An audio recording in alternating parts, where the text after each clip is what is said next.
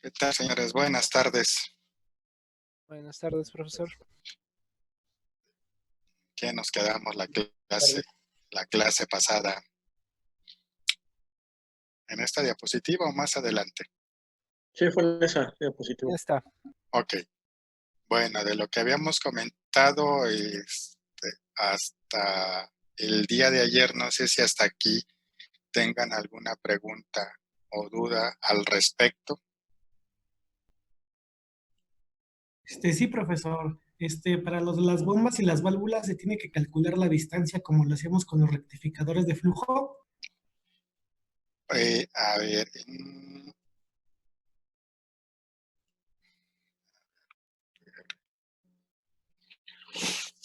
mm, mire, lo único que usted debería de calcular en un determinado momento sería la parte de,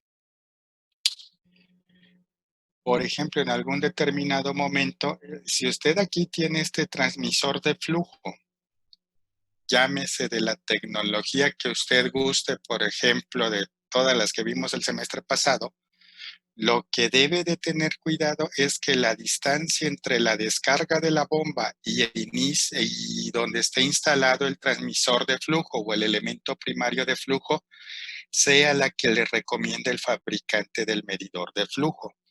Es la única distancia que usted tiene que respetar. Vamos a suponer que nos dijeran, pues tú necesitas 10 o 15 diámetros después por ejemplo, 15 diámetros después de la salida de la bomba.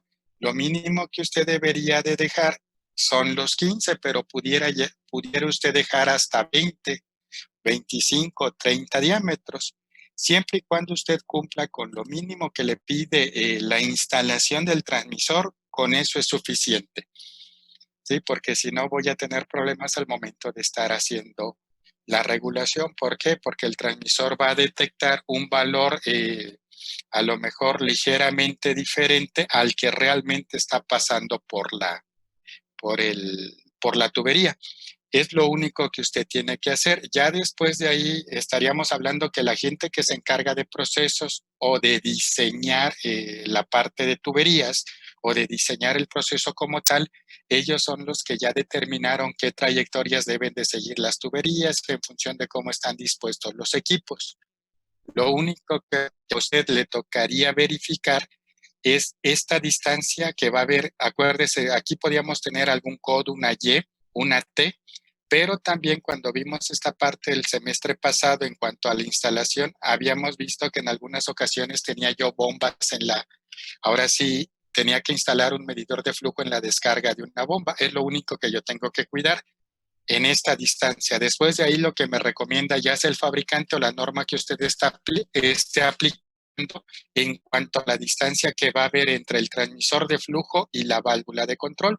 Y después generalmente aquí en la válvula de control, luego a veces se deja en algunos casos 1 o 2 diámetros o en algunos casos inmediatamente después de la válvula de control llegan y ponen el codo, siempre y cuando eso cumpla con la recomendación que le está dando el fabricante de la válvula. Ok, no sé si con eso quede respondida su pregunta, señor. Sí, profesor, muchas gracias. Ok, entonces habíamos visto la diapositiva esta de aquí, ¿a quién habíamos quedado? Sí, ahí habíamos quedado. Ok, bueno, pues entonces aquí en esta diapositiva que tenemos habíamos comentado que teníamos nuestro elemento final de control, que en este caso va a ser una parte de lo que es unos álabes guía que tiene el ventilador en la entrada, que son los que voy a mover con este pistón, y un mecanismo que voy a tener para que esos álabes estén girando para que me permitan que entre más flujo de aire o menos flujo de aire. Este DTI ya lo habíamos visto el semestre pasado y creo que antes de que ahora sí, ya no fuéramos a la escuela por esto del COVID, también habíamos comentado algo al respecto de este DTI. Entonces, ahora sí, ahorita va a ser que nos centremos en esta parte en cuanto al elemento final de control. Entonces, habíamos comentado en las diapositivas anteriores que casi por lo regular siempre voy a estar obturando o obturando el flujo o regulando el flujo siempre en la descarga de las bombas. Si se dan cuenta aquí, por ejemplo, yo tengo este tanque de alimentación, tengo aquí mi bomba que me va a mandar este fluido a esta columna que yo tengo aquí, y si se dan cuenta estamos hablando de que yo estoy en la descarga de la máquina. De este lado, por ejemplo, tengo otra bomba que toma la parte de los líquidos en la zona inferior de la columna, y también tengo la parte de regular el flujo en la descarga de la bomba, al igual que estas dos que tenemos aquí. Entonces, si se dan cuenta, pues prácticamente en el mayor número de casos siempre vamos a estar regulando en la descarga de las bombas de cualquier tipo que ésta sea, ¿no? El otro punto, miren, que tenemos aquí en esta parte es ya cuando yo voy a evaluar diferentes tipos de formas en cómo voy a controlar el flujo, la presión en un sistema. Por ejemplo, aquí en este caso estamos poniendo que yo voy a tener un ventilador. Este caso es un ventilador centrífugo, puede ser un compresor centrífugo. Habíamos dicho que yo puedo regularlo mediante una válvula de control o puedo regular mediante un variador de frecuencia. En el caso de regular con una válvula de control, pues voy a tener mi medición de flujo, mi transmisor de flujo, mi controlador y mi elemento final de control. En el caso de un variador de frecuencia, en vez de que mi señal de control llegue a una válvula de control, voy a llegar directamente al variador de frecuencia. Hoy en día los variadores de frecuencia ya tienen la opción en cuanto a que me llegue una señal de 4 a 20 o me llegue una señal, por ejemplo, si son de una tecnología, no sé, de hace unos 5 o 10 años, a veces que les llegue una señal de control en cuanto a tensión en corriente directa, entonces yo necesitaría un convertidor entre el controlador y el variador de frecuencia para que para que yo pueda hacer la regulación del flujo de la presión según sea el caso. Incluso los variadores actuales, ya hasta también estos mismos actúan lo que sería equivalente a un controlador para que yo ya no tenga a este elemento, y estos luego traen integrados ya un PID para que yo pueda hacer el control dentro de mi proceso. Entonces, aquí lo que vamos a estar haciendo en este caso es variar las RPM. Aquí yo voy a tener, por ejemplo, el variador de frecuencia lo voy a utilizar con un motor de corriente alterna, que sea jaula de ardilla, en donde yo voy a tener este tipo de, mejor dicho, esta ecuación es la que me va a relacionar lo que es la frecuencia con las revoluciones por minuto del motor y en consecuencia del ventilador, para que yo pueda saber a cuántas RPM está girando mi máquina. Por ejemplo, si yo hablo de que tengo un motor eléctrico de 2 polos y mi frecuencia es de 60 Hz, por ejemplo, este motor estaría girando a 3,600 RPM. Si aquí yo tuviera 4 polos, este estaría girando ¿a cuánto? Alrededor de 1,800 RPM. ¿Por qué en este último momento comenté que alrededor? Igual estaría también alrededor de 3,600, porque luego tengo deslizamiento en los motores eléctricos que va a hacer que yo no llegue a 3,600 o a 1,800, sino que esté ligeramente abajo de. Entonces, para considerar el deslizamiento, se multiplica por 1 menos S, en donde ese es el deslizamiento que generalmente anda entre un valor de 0.03, 0.05. Entonces, si gira a 60 Hz, a la velocidad angular de 60 Hz, yo voy a tener aquí el flujo máximo. Si yo ya quisiera un menor flujo, ¿qué es lo que voy a mandar? Una menor frecuencia para que gire más lento y por lo tanto yo tenga aquí en la descarga un flujo menor o una presión menor. Entonces, este sería el caso de tener el variador de frecuencia. Hay unas ecuaciones que me relacionan el flujo, ya sea de líquido o de gas que está circulando por esta tubería, con las RPM que yo voy a tener, o mejor dicho, con las RPM a las cuales va a estar girando la máquina. Por ejemplo, aquí me dice que estos van a ser directamente proporcionales y aquí me dice que estos van a ser una función cuadrática. ¿Qué me indica aquí H? H me indica la presión ¿Dónde voy a ocupar presión? Cuando yo esté trabajando con compresores, con ventiladores. Y en el caso de bombas centrífugas, H me va a estar indicando la carga. ¿Qué es la carga? No es más que la presión que genera una bomba expresada en metros columna de agua, como lo habíamos comentado en el semestre pasado en elementos primarios de medición.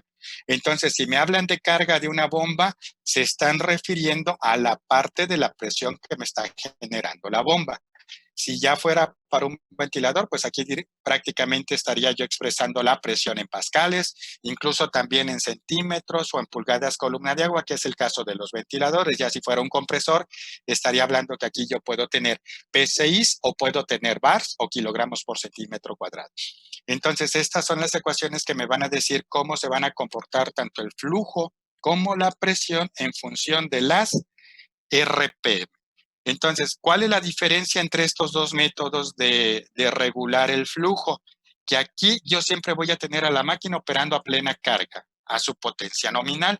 Si este fuera un motor de 15 HP, pues yo siempre, aunque yo aquí en esta parte tenga el 50% de flujo o el 50% de la presión, la máquina va a estar ahora sí prácticamente operando a plena carga, girando a 3.600 o 1.800 RPM, y yo voy a estar consumiendo una gran cantidad de energía o voy a tener prácticamente la potencia nominal de la máquina. Si yo voy a utilizar el variador de frecuencia, ¿qué ventaja voy a tener? Que el variador de frecuencia solamente le va a entregar a la máquina la energía para que esta máquina, ya sea bomba, compresor o ventilador, suministre solamente la energía la presión o el flujo que requiere el proceso.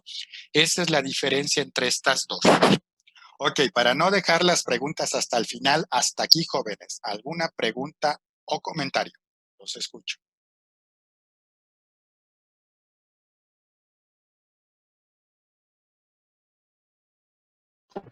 Disculpe, profesor, ¿puede repetir lo que dijo del variador de frecuencia acerca de suministrar la energía, perdón? Ok, la ventaja que va a tener ocupar el variador de frecuencia es que con el variador de frecuencia yo solamente le voy a entregar al motor que acciona la máquina la energía para que esta máquina me entregue el flujo que yo necesito. ¿Sí? Incluso en algunos casos puedo llegar a tener ahorros de un 30, 40, 50, hasta 60% de energía al utilizar un variador de frecuencia respecto a una válvula de control. Entonces, eso es lo que hoy en día se están haciendo en muchos procesos. Ya muchos, llamémosle así, empresarios están volteando a ver el variador de frecuencia como un elemento final de control para poder, no tan solo para controlar la parte de presión, la presión o el flujo que está demandando el proceso, sino también me va a dar menores costos de operación, sobre todo en lo que respecta a la facturación de energía eléctrica. Ok, no sé si quede respondida su pregunta, Baruch. Sí, muchas gracias, profesor. Ok, ¿alguien más? Yo, profesor. Ok, lo escucho, Cetina. ¿Hay algún momento en el cual usar el variador de frecuencia no sea mejor que la válvula de control o sea imposible de usar? Mire, si nos vamos a lo mejor a alguna cuestión de aplicaciones, yo no le vería un momento en donde yo no puedo utilizar uno u otro método. La única desventaja que yo le veo luego al variador de frecuencia es la parte, anteriormente estaríamos hablando hace como unos 10 años. Ahora sí, estos elementos eran extremadamente caros. ¿Y qué otra desventaja tenía un variador de frecuencia? Seguramente ustedes ahorita que están llevando electrónica de potencia, les han de haber comentado que cuando ustedes hacen la conversión de una corriente alterna a una corriente directa, van a insertar armónicos en la red. Entonces, anteriormente, utilizar un variador de frecuencia, además de considerar la compra del variador de frecuencia, había que comprar filtros, que generalmente son bancos de capacitores, para reducir los armónicos que se suministran a la red, cosa que hoy en día prácticamente todos los variadores de frecuencia actuales ya traen la parte de el filtrado de los armónicos para no contaminar la red de alimentación. Si lo vemos de otra forma, hay algunas aplicaciones, Cetina, en donde se llega a aplicar ambos métodos de control. Por ejemplo, cuando quieren controlar, cuando quieren calibrar flujo en los laboratorios nacionales como el Centro Nacional de Metrología o el NIST en Estados Unidos o el PTB en Alemania, utilizan las bombas o los compresores con variador de frecuencia y ya para darle un ajuste fino a la parte del flujo, luego llegan a tener una válvula de control después o a veces hasta 2 o 3 válvulas en paralelo, dependiendo qué tan fino quieran tener ahora sí qué tan fino quieran tener el flujo. Pero así de que digamos que hay uno en donde predomine el utilizar el variador y en otros casos predomine mejor utilizar la válvula de control, pues prácticamente si a mí me preguntara, yo sería de la idea de irme por el variador, sobre todo en cuanto a la parte de el ahorro energético, que es lo que yo no tengo con la válvula. Incluso en algunas ocasiones CFE también hizo estudios de utilizar variadores de frecuencia en sus instalaciones de generación de energía eléctrica. La decisión que ellos tomaron es utilizar ambos métodos, pero que siempre predomina el variador de frecuencia. ¿Cuándo van a utilizar ellos la válvula? Cuando este elemento llegue a requerir algún mantenimiento. Entonces, cuando ya le van a dar mantenimiento para no dejar su lazo de control sin la regulación, ahora sí que mandan ahora la señal de aquí del controlador, se manda directamente a la válvula. Pero pues prácticamente los dos tienen la misma función y los dos harían un buen control, pero pues ahora sí el variador como un elemento, llamémosle actual, para emplearlo en los procesos como control, como un sistema, como un elemento final de control, pues todavía tiene la desventaja de que la válvula es la más conocida, ¿no? La más usada. Si ya le quiero ver, por ejemplo, ventajas a este elemento respecto a la válvula al ser un elemento mecánico y tener movimientos ascendentes y descendentes, ¿qué es lo que va a pasar? Pues yo voy a tener aquí problemas en cuanto a mantenimientos más frecuentes en la válvula porque tiene partes en movimiento respecto a un variador de frecuencia. En algunas ocasiones también luego a veces no lo ocupan porque luego sí requieres que esté, aquí lo vemos que está pegado a la máquina, en este caso al ventilador, pero estos generalmente van a ir en mi CCM, en donde yo voy a tener mi cuarto de control de motores, que estos necesitan cierta temperatura para para que no llegue a tener un sobrecalentamiento. Sí.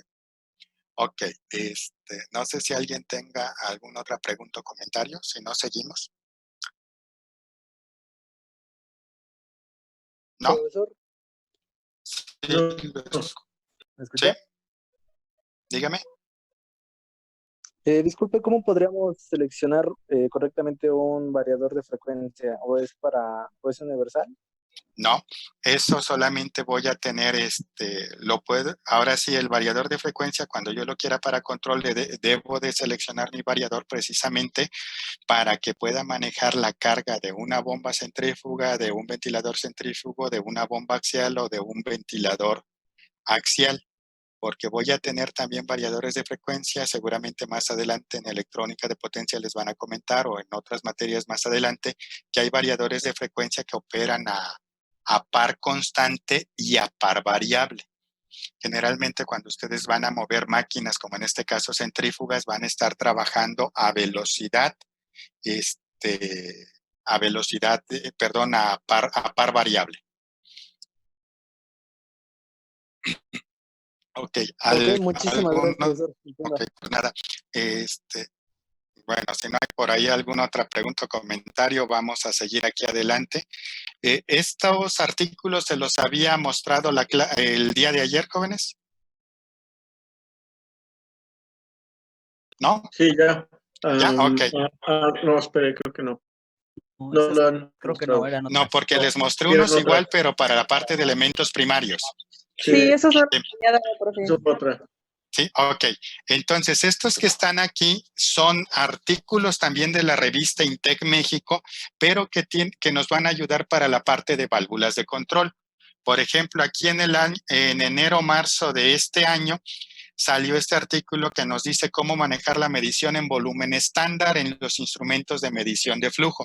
Si se acuerdan, el semestre pasado se hablaba de que cuando yo voy a medir el flujo de un gas, lo voy a hacer en pies cúbicos por minuto estándar o pies cúbicos por hora estándar. Entonces aquí me dice cómo voy a hacer la conversión de condiciones de proceso a condiciones estándar. ¿Por qué nos interesa manejar el flujo en condiciones estándar? La próxima semana que empecemos a ver las ecuaciones para calcular las válvulas de control, vamos a ver que cuando yo tenga un gas, ya sea aire, gas natural o cualquier otro gas, necesito sustituir el flujo en mi ecuación en pies cúbicos por hora normalizados. Entonces, por eso es que aquí les estoy poniendo este artículo. El otro es de válvulas de control. Aquí este autor lo maneja como patologías más frecuentes. Esas patologías serían los problemas que presentan frecuentemente las válvulas de control. Y este artículo se publicó en la revista Intec México en julio-septiembre del 2019. Si ustedes entran a la ISA México, van a encontrar esta revista y es de acceso gratuito. Y en abril-junio del 2018 estuvo este otro artículo que es importancia de la velocidad de los fluidos y sus efectos en válvulas de control. Y esto va muy relacionado también con la parte de desgaste o con la parte de tener problemas de cavitación en válvulas.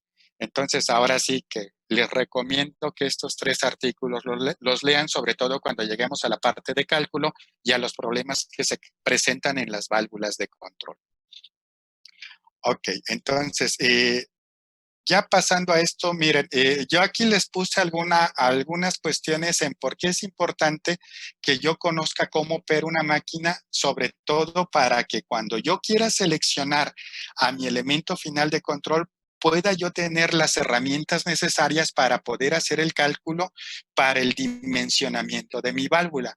Por ejemplo, para que yo calcule mi válvula necesito conocer un parámetro que se llama coeficiente de flujo.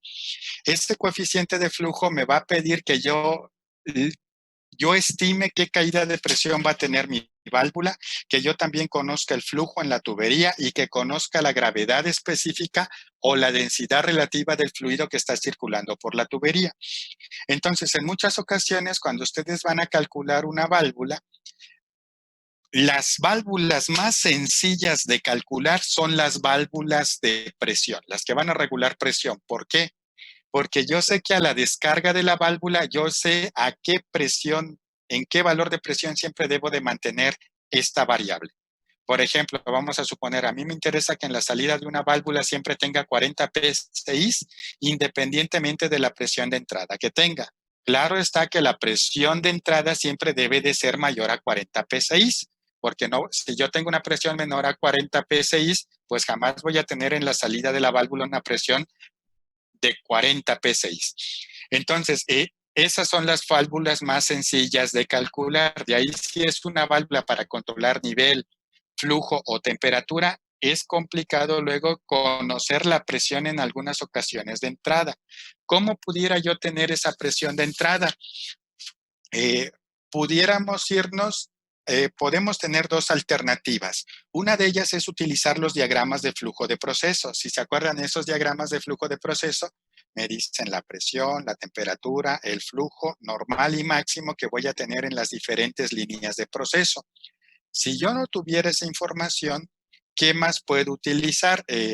Fíjense, por ejemplo, aquí en la instalación que les estoy mostrando, la válvula que tenemos aquí abajo, esta es una válvula de globo de 1,25 pulgadas de diámetro, es esta válvula que tenemos aquí. Entonces, vamos a suponer que aquí yo tuviera un punto de prueba, un punto de prueba de presión, un PP. Entonces, ahí yo llego y coloco un transmisor o un manómetro, abro la válvula de bloqueo y ya yo tendría la presión de entrada en esta válvula, ¿sí? Entonces, ya llevo 2 opciones. La tercera que pudiera yo manejar es conocer las curvas características de esta bomba que tenemos aquí. Esa es una bomba centrífuga de 5 caballos de potencia, trifásica. Entonces, esta bomba tiene estas curvas características. ¿Cuál curva me interesa? Ustedes seguramente el semestre pasado en preparación y transporte de materiales vieron flujo de fluidos, hicieron cálculos de pérdidas porque es lo que les marca su programa y después, ahora sí, yo necesito conocer las curvas de la bomba para poder seleccionar la bomba que voy a poner en mi sistema. Entonces, habíamos dicho que cuando yo regulo a velocidad constante, ¿qué le hago al motor de la máquina? Lo pongo a sus condiciones nominales de operación. Si me pide que lo alimente a 220 y a N amperes o a 440 y a N amperes y esta bomba me va a estar consumiendo, no sé, 5, 10, 15, 50 HP, 100 HP o una potencia mayor, es lo que la bomba me va a estar consumiendo como energía eléctrica. Cuando yo la pongo a operar, ¿qué es lo que va a hacer la bomba? Me va a entregar el flujo más grande siempre y cuando la válvula que tenemos aquí esté completamente abierta. Si esta válvula está completamente abierta, fíjense, aquí en esta curva que tenemos aquí, yo voy a estar en este punto. Ese punto que me va a estar entregando aproximadamente 5.5 litros por segundo, ¿sí? Y me va a estar dando una carga o una presión aproximadamente de unos 34, 35 metros columna de agua. Entonces, esos 34, 35 metros columna de agua, más o menos un piso en un edificio tiene 3 metros, estaríamos hablando que esa bomba, el flujo máximo lo pudiera subir hasta alrededor de una altura de un edificio de unos 10 pies de altura, 10 pisos de altura, 30 metros. Entonces, fíjense aquí. Ahora, ¿qué es lo que yo voy a hacer? Esta válvula que tenemos aquí en la salida, ¿qué me dice la norma para obtener estas curvas? Reduce el flujo aproximadamente en un 10%. Voy a cerrar un poco esa válvula y ahora yo voy a tener un flujo menor, en este caso 5 litros por segundo, pero vean qué le pasó a la presión ahora. Esta presión se incrementó. Esta presión que yo estoy graficando aquí es la diferencia entre la presión manométrica que tengo en la descarga y la presión de succión que yo tengo. Si se acuerdan, esta presión manométrica es positiva, la presión en la succión es negativa.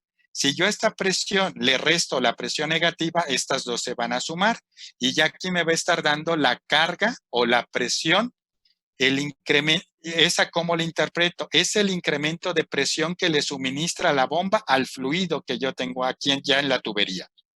Entonces, si sigo cerrando la válvula, si se dan cuenta, ¿qué le va a pasar al flujo?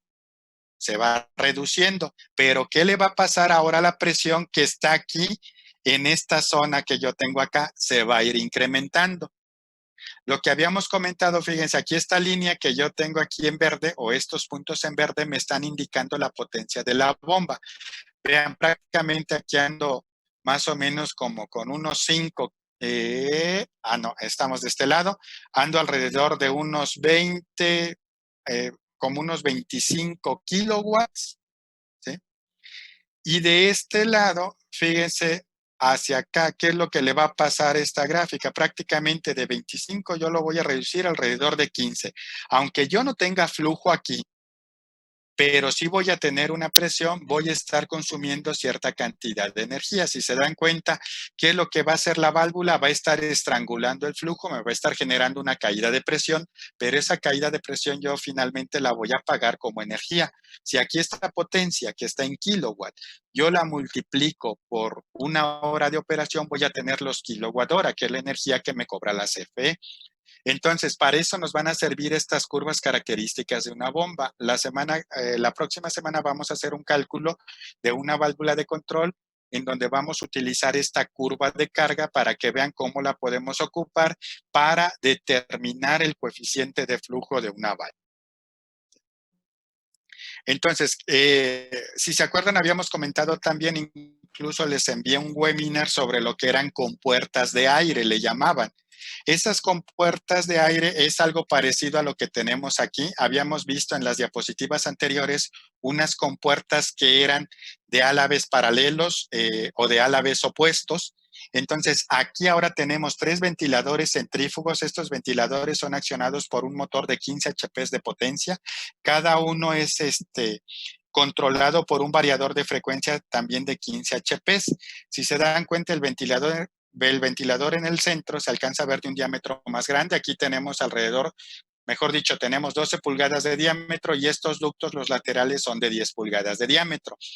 Aquí ustedes alcanzan a ver en la salida de ventilador que estos se llama una compuerta cónica. Imagínense, es un bilcono tal cual. Aquí tiene un maneral y tiene un tornillo sin fin en donde se le va dando vueltas ahora sí a la manivela, y el cono va entrando en el ducto de salida, y conforme va entrando el cono, ¿qué es lo que va a hacer? Va a ir obturando el flujo hasta que queda completamente cubierta la salida.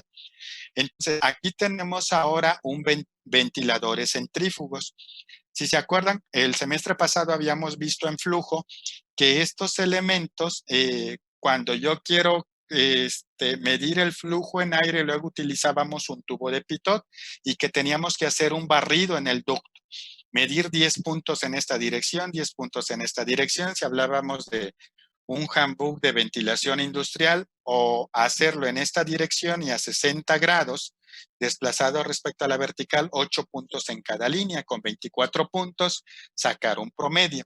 Entonces, esto que tenemos acá, jóvenes, ahora son las curvas características, pero de un ventilador centrífugo. Para el caso de ventiladores, vamos a tener 2 tipos de curvas de presión. Vean, por ejemplo, aquí tenemos lo que es la presión total y presión estática. Presión total y presión estática. Si se acuerdan el semestre pasado lo que vimos, si a la total yo le quito la estática, voy a obtener la dinámica. Y si esa presión dinámica la multiplico por 2, la divido entre la densidad, le saco la raíz cuadrada, voy a obtener la velocidad. Si esa velocidad la multiplico por el área de la tubería, voy a obtener el flujo que tenemos aquí abajo. Esto ahora sí se los estoy platicando. Si se acuerdan ayer que veíamos lo que era un multiplicador, un divisor y un extractor de raíz cuadrada en el PLC, pues prácticamente eso es lo que ustedes van a programar. Esta ecuación que se las platiqué es la que ustedes van a poner en lenguaje de programación para que ya ahora sí mi sistema me pueda generar, por ejemplo, con un SCADA o con un HMI, yo pueda generar estas curvas. Entonces, vean, aquí estas dos, la total y la estática, conforme yo voy reduciendo el flujo, van tendiendo a encontrarse o a ser iguales. ¿Qué es lo que pasa cuando yo aquí cierro esta válvula? Se reduce el flujo. Al momento de reducirse el flujo en la tubería, ¿qué le va a pasar también a la velocidad? Se va a disminuir. Si disminuye la velocidad, disminuye la presión dinámica. Si se dan cuenta, aquí yo tengo una diferencia más grande, tengo el flujo mayor, y conforme voy cerrando la válvula cónica que tengo en la salida, estas dos curvas de presión total y estática tienden a ser iguales. Aquí prácticamente la total y la estática van a ser iguales, por lo tanto no voy a tener flujo. Y aquí yo tengo esta curva que me está representando la potencia que está consumiendo este motor. Aquí yo tengo alrededor de 10 kilowatts y prácticamente voy a reducir alrededor de unos 5 kilowatts. Ok, entonces esto es operando con una válvula. ¿Qué es lo que pasa ahora cuando yo voy a regular con un variador de frecuencia? Este es para la bomba. Si a la bomba yo le agrego un variador de frecuencia para 5 HP, ¿qué es lo que voy a tener? Si se acuerdan, habíamos dicho que las RPM con la frecuencia es una relación lineal, porque esto se va a mantener constante.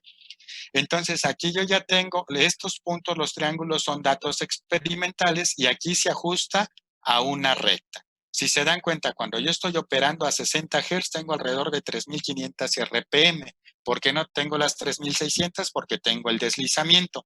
Si yo me ubico a 30 Hz, que es a la mitad, prácticamente voy a estar hablando de que voy a tener alrededor de 1.700 RPM, 1.750, que va a ser un medio de 60 Hz, porque esta es una relación lineal. Y habíamos comentado también que el flujo con las RPM es también lineal, que es lo que tenemos aquí. Si se acuerdan, para 60 Hz nos daba alrededor de 5.5 litros por segundo, que es lo que tenemos de este lado. Para la mitad, que estaríamos hablando en 30 Hz, voy a tener alrededor de unas 1.750 RPM, que son las que tengo aquí, y voy a tener alrededor de 2.8 litros por segundo, que multiplicado por 2 me da el flujo máximo que maneja la bomba. Y esto es lo que me dice que el flujo con las RPM es una relación lineal, ¿sí? Entonces, ahora, si de aquí nos vamos a la otra curva de carga, si se dan cuenta, me dice esto que va a ser una relación cuadrática. Si se acuerdan, la curva de carga anterior era algo así. Vean ahora cómo es la curva de carga de un variador de frecuencia. Es muy diferente a cuando yo regulo con una válvula, ya sea manual o una válvula de control. Y aquí ya me está diciendo que si yo quisiera conocer, por ejemplo, H2 conociendo N1 y H1, y yo conozco la velocidad angular 2, puedo determinar un valor aproximado que voy a tener para la presión a estas condiciones de RPM. Y así es como se va a comportar ahora mi sistema empleando un variador de frecuencia.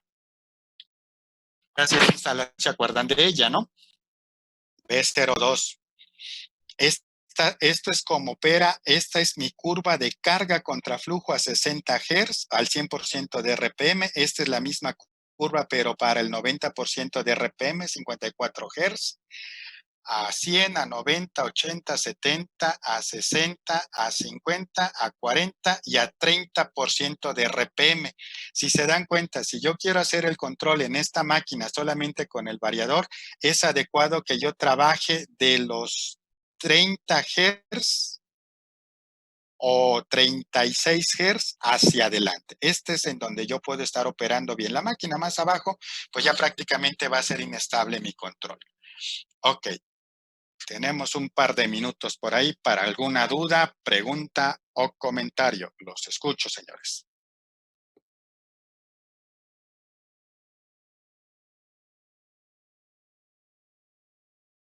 ¿Ninguno?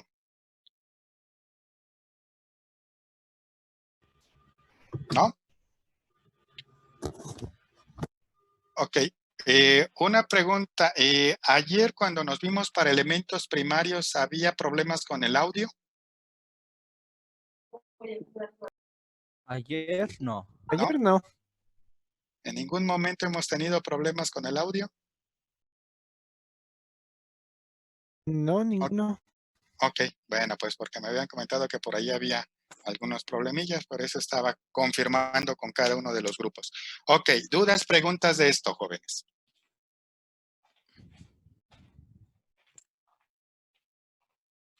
No, entonces prácticamente, bueno, yo profesor, un comentario. Entonces prácticamente se podría decir que un control con variador de frecuencia es mucho más fácil. ¿Más fácil en cuanto a qué? Bueno, para analizar el sistema, bueno, ya que las curvas son lineales, se podría obtener, bueno, de forma experimental. Son lineales si estoy trabajando con flujo. Estas que yo tengo aquí, flujo contra RPM. Cuando usted está en un proceso, generalmente siempre va a estar midiendo las RPM de la máquina. Va a ser raro que mida frecuencia. Pero si usted quiere ahora hacer el control en cuanto a qué, a presión, usted va a tener una función cuadrática. De ahí no me voy a quitar eso. A lo mejor si usted lo quiere ver porque sea más sencillo, sea un variador o sea una válvula de control, usted tiene que sintonizar su lazo de control, seguramente así como lo están haciendo hoy en día en control. Ok, gracias. Sí, por nada. Creo que por ahí quedan unos segundos. Si se corta esto, jóvenes, que tengan buena tarde. Y por aquí les envío el link para la clase de mañana. ¿Tienen Webex? Ese creo que el tiempo puede ser hasta de 1 hora. Si lo tienen, les envío el link para la clase de mañana por esa plataforma para que duremos por ahí con esto alrededor de 1 hora, porque 40 minutos, así como estamos ahorita, pues si se dieron cuenta, yo sentí que avancé poco, ahora sí que